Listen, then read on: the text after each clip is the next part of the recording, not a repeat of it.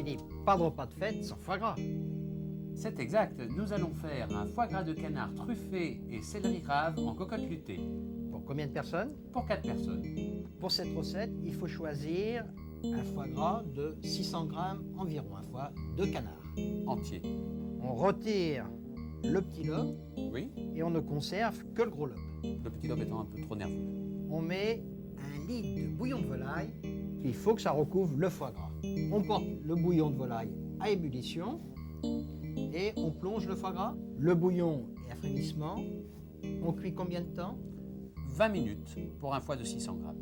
Pendant que le foie gras poche, on prend une petite boule de céleri de 500 grammes qu'on coupe en quartiers, 8 quartiers qui font 3 cm à peu près. On les citronne bien.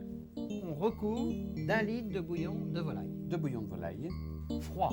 Le bouillon de céleri est à ébullition. On recouvre d'un papier. Un papier sulfurisé avec quelques petits trous pour laisser passer la vapeur. Et nous allons laisser cuire les céleris 10 minutes. 10 minutes. Il faut préchauffer le four à 220 degrés. Lorsque les quartiers de céleri sont cuits, on les dispose dans une cocotte et on recouvre du bouillon de cuisson. 2 louches pour 4 personnes. Et maintenant, on ajoute les truffes hachées. 2 belles cuillères à soupe de truffes hachées pour parfumer le bouillon. Ah oui. Notre foie gras a donc cuit pendant 20 minutes. Je l'égoutte et je le dispose au centre de la cocotte. Et on rajoute des truffes?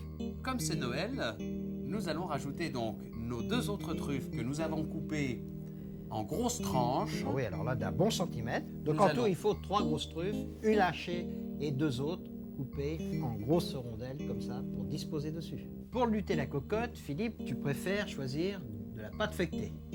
Comme c'est un repas de fête, je trouvais que la pâte feuilletée, avec sa légèreté, apportait la touche supplémentaire. Parce qu'on peut manger la pâte feuilletée après. Alors, on étale une bande à peu près de 80 cm de long sur 7-8 cm de large et d'une épaisseur de 2 à 3 mm. Pour faire adhérer mon feuilletage sur ma cocotte, je vais badigeonner celui-ci d'une très fine couche de jaune d'œuf. Il faut absolument que ce soit vraiment quelques touches. Sinon, Ça glisse. votre feuilletage va glisser à la cuisson. Et on lutte la cocotte.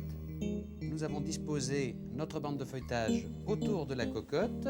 Il faut la faire adhérer pour l'étanchéité. Ce qui est important, c'est d'aller assez rapidement et que le feuilletage soit très froid. Donc on peut le mettre un peu au freezer Au avant. vent.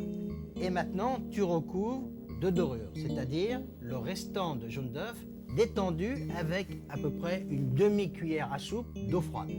Donc cette préparation, on le fait au moment où on cuit le foie gras parce qu'il faut le servir aussitôt. Absolument, vous ne pouvez pas le préparer à l'avance. On met dans le four.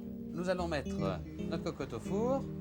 10 minutes de cuisson à un four à 220 degrés. Le foie gras cuit ainsi est un concentré de parfum. À l'arôme ensorcelant de la truffe.